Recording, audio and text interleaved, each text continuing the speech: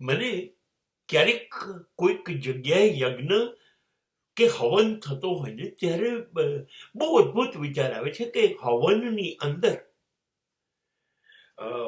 જવ તલ એવું બધું એને સમિત કહેવાય. એ મંત્રની સાથે હોમવામાં આવે અને એ બળતું જાય અને એ આગ જલતી રહે, સળગતી રહે.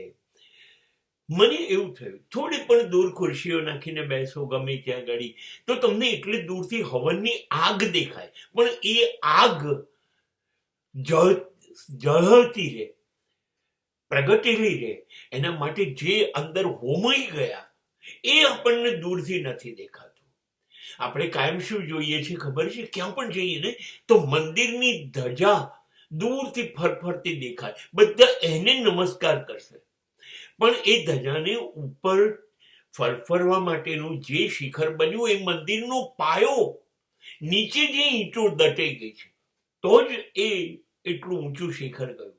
એ દટાઈ ગયેલી ઈંટોને કોઈ યાદ નથી કરતું, એને નમસ્કાર નથી કરતું. આવી રીતે સમાજમાં, આવી રીતે કુટુંબમાં એવા કેટલા બધા માણસો છે કે જે કુટુંબ માટે, સમાજ માટે દટાઈ ગયા, હોમાઈ ગયા. બિલકુલ દેખાય જ નહીં કે આ લોકો હોમાઈ ગયા છે, આ લોકો અંદર આગમાં ખતમ થઈ ગયા, પાયામાં છે એવું ના દેખાય. હા, દેખાય કોણ? જે બહાર છેલ્લું પરિણામ હોય, બીજી ત્રીજી ચોથી પેઢી જે સફળ થયેલી દેખાય, ગાડીઓમાં ફરતી હોય એ દેખાય કે આ લોકો કેટલા હોશિયાર છે. પણ એ લોકો અદ્ભુત બન્યા એના માટે જે લોકોએ ભોગ આપ્યો, બલિદાન આપ્યું, ઘસાઈ ગયા, પોતાની જાત ખતમ કરી, એ બધા પાયાના પથ્થર એ કુટુંબની સાચી ઓળખાણ છે, જે દેખાતા નથી.